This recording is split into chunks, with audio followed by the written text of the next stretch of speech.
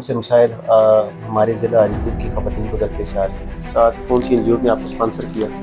جی اپنے کچھ لکھے ہوئے اشعار یا کوئی پوئٹری ہماری عوام کو جی شاعر جو ہوتے ہیں وہ اکثر ہم نے دیکھا ہے ٹوٹے دل والے یا اس طرح کے کچھ پریشان لوگ ہوتے ہیں، تو آپ کے ساتھ کوئی ایسی سچویشن جی بچوں کی کیا تعلیم ہے، کیا کوالیفکیشن ہے اور جی کون سی فیلڈ میرے میں آپ مرد کے پیچھے عورت کا ہاتھ ہوتا ہے، آپ کی کامیابی کے پیچھے کس کا ہاتھ ہے؟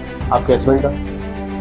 بسم اللہ الرحمن الرحیم، السلام علیکم، میں ہوں آپ کا دوست احسن راجہ اور آپ دیکھ رہے ہیں ہمارا چینل ہری پور والے۔ جیسا کہ آپ سب کو پتہ ہے کہ ہمارا مقصد ہمیشہ سے یہی رہا ہے کہ ہم ہری پور کے ایسے لوگ، ایسے سٹار آپ کے سامنے لائیں جو ہمیشہ پس پردہ رہ کر عوام کی خدمت میں مصروف رہتے ہیں۔ آج بھی ہم ایسے ہی کسی مہمان کو آپ کے سامنے لے کر آئے ہیں جو نہ صرف خود بلکہ ان کی پوری فیملی ہمیشہ سے عوام کی خدمت میں مصروف رہی۔ ان کی چیئر پرسن بھی ہیں، مختلف NGOs کے ساتھ ان کے رابطے بھی ہیں اور ان کی چیئر پرسن بھی ہیں اور ممبرز بھی ہیں۔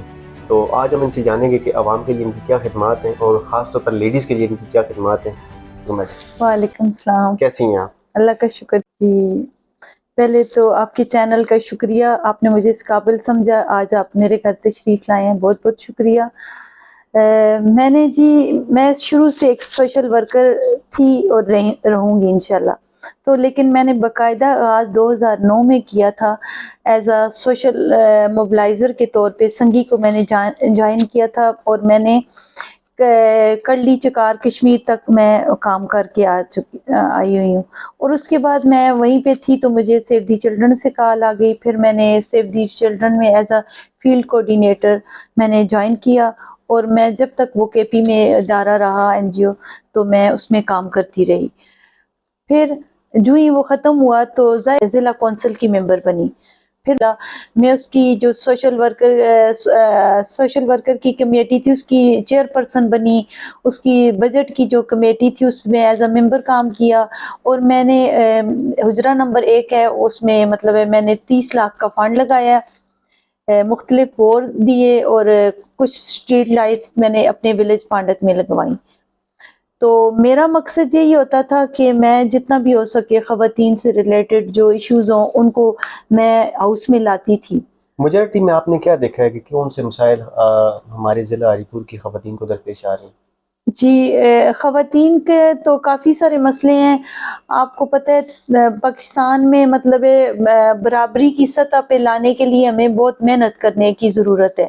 قوانین تو بن جاتے ہیں لیکن ان پہ عمل درآمد اس طرح سے نہیں ہوتے، تو ہم لوگ خواتین میں اویئرنیس دیتے ہیں، اور شکر الحمدللہ میں مطلب میری کاموں کی بنیاد پہ مجھے 8 دسمبر 2018 میں پرویز خٹک صاحب لوگوں نے چیف آور میں بلوا کے ہم لوگوں کو نومینیٹ کیا تھا as a chairperson district committee on the status of women, جو خواتین کے حقوق اور لڑکیوں اسپیشلی خواتین اور لڑکیوں کے حقوق پہ کام کرتی ہے، اور ان کے لیے مطلب ہم لوگ کوشش کرتے ہیں کہ ان مطلب جو بھی لاز بنتے ہیں اس میں خواتین کو زیادہ سے زیادہ مواقع ملنے چاہیے، اس پہ ہم کام کرتے ہیں، اور جہاں پہ کوئی زیادتی وغیرہ ہوتی ہے تو اس کا سدباب کرتے ہیں، پہلے اپنے ضلع کی سطح پہ کام کرتے ہیں، اگر ضلعی سطح پہ نہ ہو تو ہم اس کو صوبائی سطح تک لے کے جاتے ہیں۔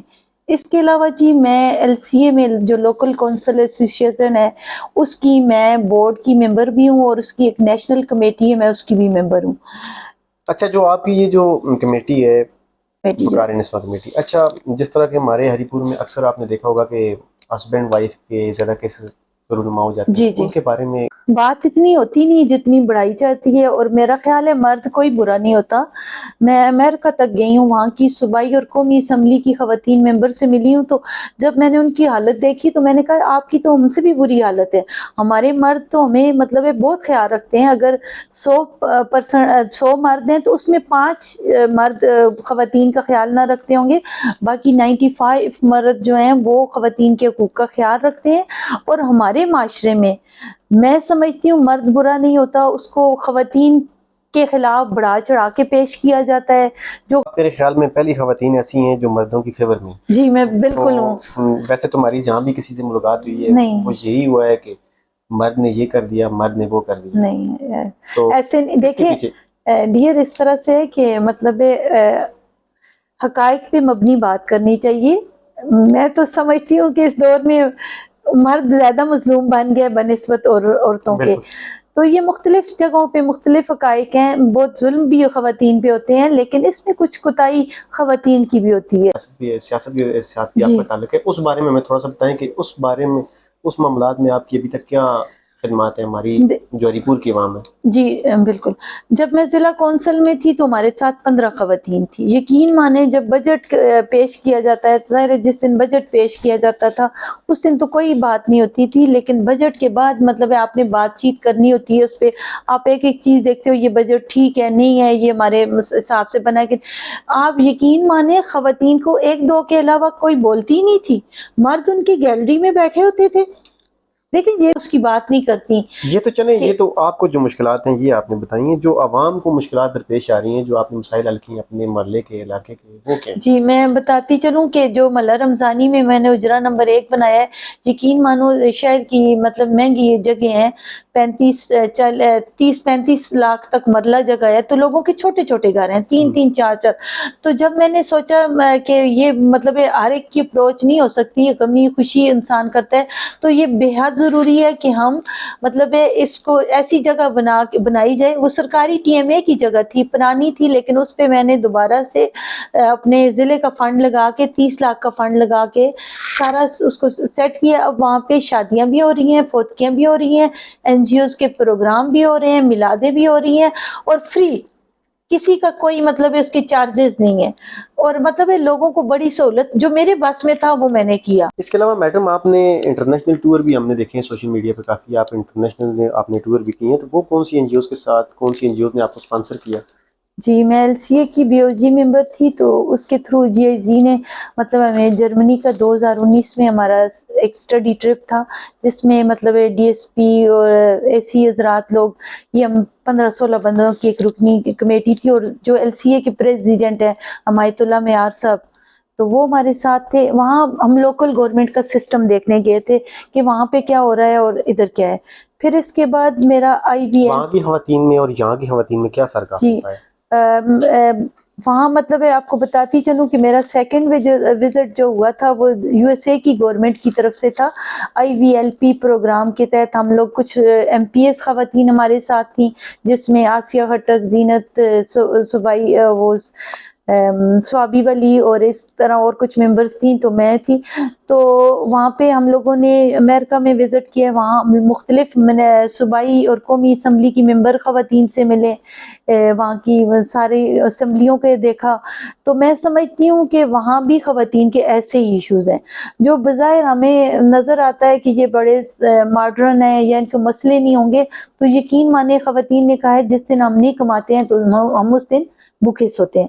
تو خواتین کے ایشوز تقریباً برابر ہیں۔ صرف میں یہ بتاتی چلوں کہ جب ہم پروگرام کے تحت گئے ہیں تو وہاں میں نے دیکھا ہے کہ وہاں کا لوکل سسٹم بہت مضبوط ہے۔ یہاں 33% جو خواتین کی ریشو تو ٹھیک ہے، لیکن ہماری وہ ویلیو نہیں ہے جو وہاں پہ میں نے دیکھی ہے خواتین کی۔ ان کے علاوہ کون کون سی NGOs یا فاؤنڈیشن کی آپ ممبر ہیں؟ جی میں پارلیمان، آپ کو پتہ ہے خواتین کا ایک پناہ گاہ ہے جو بہت ضروری ہے اس دور میں، تو اس کی میں ایڈوائزری کمیٹی کی چیئر پرسن ہوں بائی الیکشن۔ اس میں ایک DHQ کی ہیڈ ڈاکٹر روبینہ ہے، سائرہ یونیورسٹی کی ڈاکٹر ہیں نفسیات کی، پولیس کی ایک ہیڈ ہیں، اس کے علاوہ جی پرنسپل ہیں ڈگری کالج کی عائشہ بطول، اور گلناز رشید صاحبہ ہیں ہماری ہائی کورٹ کی ایڈوکیٹ۔ تو ایک جو ٹیکنیکل کالج سرائے کے ان کے وائس پرنسپل، اس کے وہ ہیں ہیڈ مطلب ممبر ہیں، انہوں نے بائی ووٹنگ مجھ چیز کو ایز اے چیئر پرسن چنا ہے۔ دارالعلومان میں کون سے مسائل درپیش آتے ہیں وہاں جی کی جو خواتین؟ ایسی مطلب خواتین جن کا مطلب ہے جن پہ کوئی زیادتی کرتا ہے، یا جن کو گھر سے ڈر ہوتا ہے، یا کوئی بچی مطلب ہے کہیں آگے پیچھے چلی جاتی ہیں، شادیاں کر لیتی ہیں کورٹ میرجز، اور پھر جب وہ جاتی ہیں ان کو پتہ چلتا ہے کہ یہ تو غلط کام ہو گیا، تو جب ان کو پناہ کی ضرورت ہوتی ہے تو وہ اپنے علاقے کے تھانے کے تھرو دارالعلومان میں جاتی ہیں، وہاں پہ ان کے ایڈوکیٹ کا بھی ہم لوگ انتظام کرتے ہیں، جیسے مسئلہ حل ہو جاتا ہے تو پھر ہم ان کے ورثہ کے ان کے حوالے کر دیتے ہیں۔ NGOs کو کوئی خاص اچھی نظر سے نہیں دیکھا جاتا، وہ کس وجہ؟ جی یہ لوگوں کی غلط فہمیاں ہوتی ہیں جی. جب تک میں NGO سیکٹر میں نہیں گئی تھی تو یقین مانے مجھے بھی نہیں پتا تھا، لیکن میں اپنا یہ بتاتی چلوں کہ میں ایک دفعہ جب ایک کام میں بندہ نکل جاتا ہے تو پھر وہ ایک مجاہد کی طرح کام کرتا ہے. وہ پھر مطلب اس طرح کی سنی سنائی باتیں ہوتی ہیں، اچھا برا ہر جگہ ہوتے ہیں، لیکن ہم نے NGO جو ہوتی ہیں وہ تقریباً اچھے کام کر رہی ہوتی ہیں، لوگوں کی فلاح کے لیے کرتی ہیں. اور اس کے علاوہ ہم اپنے ناظرین کو بتاتے چلیں کہ میڈم اتنا سارا ورک کرنے کے ساتھ ساتھ ایک شاعرہ بھی ہیں، اور یہ اعزاز بھی حاصل ہے کہ ہری پور میں پہلی فیمیل شاعرہ ہیں یہ. تو ہم ان سے ریکویسٹ کریں گے کہ اپنے کچھ لکھے ہوئے اشعار یا کوئی پوئٹری ہماری عوام کو ذرا جی دیکھیں. کر لیتی ہوں. میڈم شاعر جو ہوتے ہیں وہ اکثر ہم نے دیکھا ہے ٹوٹے دل والے یا اس طرح کے کچھ پریشان لوگ ہوتے ہیں، تو آپ کے ساتھ کوئی ایسی سچویشن؟ نہیں ایسی کوئی بات نہیں ہے، لیکن احساس کرتے ہیں شاعر لوگ جو ہوتے ہیں، وہ احساس کرتے ہیں. کبھی آپ کسی کا دکھ، میں آپ کو بتا رہی تھی کہ میں پکچرز دیکھ کے بھی شعر و شاعری کرتی ہوں، تو مطلب ہے وہ لازمی نہیں. ایک روتی ہوئی شکل میں نے دیکھی تو مجھے اس میں ایک دم شعر مجھ سے بن گیا کہ روتی ہوئی آنکھوں سے ہنسی عجیب سی لگتی ہے، روتی ہوئی آنکھوں سے ہنسی عجیب سی لگتی ہے، ڈھونڈتے ہوئے خوشی اپنی ذات تو غریب سی لگتی ہے. تو یہ چیزیں ہیں کہ خود بخود آ جاتی ہے، دل ٹوٹنا ضروری نہیں ہے. تو میں اپنی یہ غزل سناتی ہوں آپ کو، امید ہے پسند آئے گی. دکھ کے بارے میں یہ، جی جی ضرور. جو سبھی اچھا ہوتا تو دکھ پھر کدھر جاتا، جو سبھی اچھا ہوتا تو دکھ پھر کدھر جاتا، لفظوں میں نہ پروتا تجھے تو میں بکھر جاتا. ہجر و وصال تو چلا آیا ساتھ الفت کے ازل سے، ہجر و وصال تو چلا آیا ساتھ الفت کے ازل سے، خوابوں میں ہی صحیح وصال گر نہ پاتا تو میں مر جاتا، گر نہ پاتا تو میں مر جاتا. میں خانہ بنائی شاید میں کشوں کے لیے جا پنا، میں خانہ بنائی شاید میں کشوں کے لیے جا پنا، آ کے جو نہ پیتے تو یہ ساغر آتش عشق سے بپھر جاتا، تو یہ ساغر آتش عشق سے بپھر جاتا. آج جو محفل سخن سجائے بیٹھے ہیں تو سنو یارو، آج جو محفل سخن سجائے بیٹھے ہیں تو سنو یارو، جو نہ سناتا غزل تو میرا دل دکھوں سے بھر جاتا، جو سبھی اچھا ہوتا تو دکھ کدھر جاتا، لفظوں میں نہ پروتا تجھے تم میں بکھر جاتا. مالا عشق جو اشکوں سے پروئے جا رہے ہیں اب، مالا عشق جو اشکوں سے پروئے جا رہے ہیں اب، ہوتی جو نہ محبت تو نہ جانے میں کیا کیا کر جاتا، ہوتی جو نہ محبت تو نہ جانے میں کیا کیا کر جاتا. آخری سے شعر ہے جی، اور ساج میرا تخلص ہے. صلہ دے نہ دے ساج یہ فیصلہ بھی انہی پہ رکھ چھوڑا، صلہ دے نہ دے ساج یہ فیصلہ بھی انہی پہ رکھ چھوڑا، ارماں تو بہت تھا میرا بھی نصیب سنور جاتا، میرا نصیب بھی سنور جاتا، جو سبھی اچھا ہوتا تو دکھ پھر کے بچ جاتا، لفظوں میں نہ پروتا تجھے تو میں بکھر جاتا.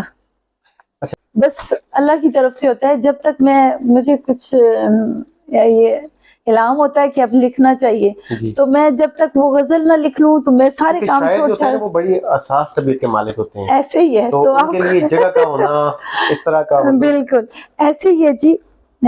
تو بس جب تک پھر میں جب غزل لکھ چکتی ہوں تو پھر میں بالکل سکون میں ہو جاتی ہوں.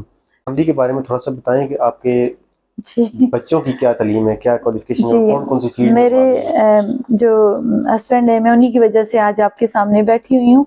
Hasrat Khan AC headquarter Jodha ہے، اور بچے ماشاءاللہ سے ایک لیفٹیننٹ ہے وہ ٹریننگ پہ گیا ہوا ہے کوئٹہ، اور ایک بچہ میرا NRTC میں IT انجینئر ہے ماشاءاللہ. تو چھوٹا جو پرنس ہے میرا بیٹا، وہ 21 کو پاس آؤٹ ہوگا، ایک ایڈوکیٹ ہے، ایک کو UET میں ابھی ایڈمیشن اس کا کروایا ہے، لیکن اس کے خواب بڑے بڑے ہیں. تو بس لگے ہوئے ہیں اپنے اپنے کاموں میں. تو اور میں سمجھتی ہوں کہ میں اب بچے ہوتے تو آپ کو خود بھی بتا دیتے، میں بچوں کی ایک دوست ہوں. کامیاب مرد کے پیچھے عورت کا ہاتھ ہوتا ہے، آپ کی کامیابی کے پیچھے کس کا ہاتھ؟ آپ کے ہسبینڈ کا؟ جی بالکل، میں سمجھتی ہوں کہ بندہ ایک دم سے گھوڑے پہ نہیں سوار ہو سکتا، اس کے لیے مطلب میں ایک کامیاب عورت کے پیچھے بڑی کہانیاں چھپی ہوتی ہیں، ایسے ہی نہیں انسان کا ہو جاتا. تو بالکل جی، پہلے باپ کا ہاتھ ہوتا ہے، پھر بھائیوں کا، پھر خاوند کا، اور ابھی بچوں کا. مطلب شکر الحمدللہ مجھے ہر دور میں باپ کی بہت لاڈلی تھی، ان کی میں شہزادی تھی. بیٹیاں تو ویسے بھی باپ کے قریب ہوتی ہیں. بالکل، میں تو بہت غریب تھی نا. تو لت پہ غزل لکھی ہے، لیکن میں وہ سناؤں گی نہیں کہ پھر مجھے رونا آ جائے. تو شکر الحمدللہ میرے ہسبینڈ مجھے اس چیز میں بہت سپورٹ کرتے ہیں. انہیں پتہ چل گیا ہے کہ مطلب یہ اچھے کام کرنا چاہتی ہے اور اسپیشلی خواتین کے حقوق پہ میں کام کرنا چاہتی ہوں, اور میں ہمیشہ میرے دروازے کھلے رہتے ہیں اور خواتین بلا جھجک میرے گھر آتی ہیں کہ ہمیں یہ مسئلہ ہے. اور اکثر یہ مسئلے ہوئے بھی ہیں. کرسچن منارٹی کا مسئلہ ہوا ہے جب دارالعمان میں ایک بچی آ گئی تھی پاکستان, مطلب ایک مسلمان لڑکے کے ساتھ اس کا نکاح ہو گیا تھا, تو وہ بڑا ایشو تھا, اس کو ہم نے حل کیا ہے. پاکستانی جھنڈے کا رنگ ہے سفید اور سبز, تو ہم سب مطلب سب لوگوں کو ساتھ مل کے لے کے چلنا چاہتے ہیں. جب کسی بھی بندے کا شناختی کارڈ بن جاتا ہے تو اس کو سارے حقوق مل جاتے ہیں. بالکل تو جی, بہت شکریہ. ہماری دیکھنے والوں کے لیے کیا پیغام دینا چاہیں گے آپ؟ میں سمجھتی ہوں جی کہ پہلے ہم نے خود کو ٹھیک کرنا ہے. اگر ہم خود ٹھیک ہو گئے تو سارا معاشرہ ٹھیک ہو جائے گا. اور مطلب ہے ہم نے کوشش کرنی ہے کہ کبھی بھی دل میں برا نہ محسوس کریں کسی کے بارے میں. اگر کوئی آپ کو برا کہتے بھی ہے تو آپ اس کو نظر انداز کریں, کیونکہ اللہ تعالیٰ رتی برابر نیکی کسی کی بھی ضائع نہیں کرتا. آپ جو بھی کام کریں اللہ کی رضا کے لیے کریں. مجھ چیز سے بھی جو ہو سکتا ہے میں اللہ کی رضا کے لیے کرتی ہوں. جب آپ کا اللہ آپ سے راضی ہوگا تو آپ مطمئن ہوں گے, آپ کا ضمیر مطمئن ہوگا. یہ سب سے اہم چیز ہے. بہت شکریہ میڈم. یہ تھی جی ہماری آج کی مہمان ساجدہ اسد خان. انشاءاللہ اگلے ہفتے کسی نئی مہمان کے ساتھ کسی نئی جگہ پہ آپ کی خدمت میں حاضر ہوں گے. تب تک کے لیے اجازت دیجیے ہمیں. اللہ حافظ. اللہ حافظ.